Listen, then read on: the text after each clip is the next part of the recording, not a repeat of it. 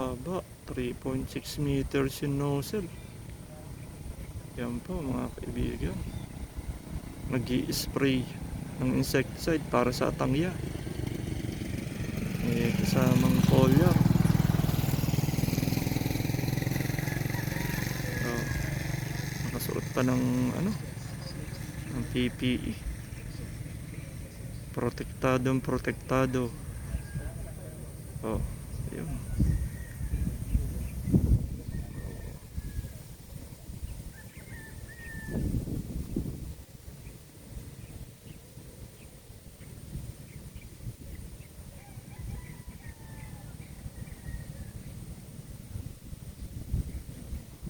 Yan siya mga kaibigan.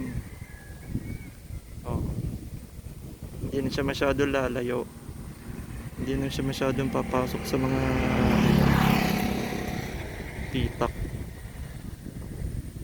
Ayan.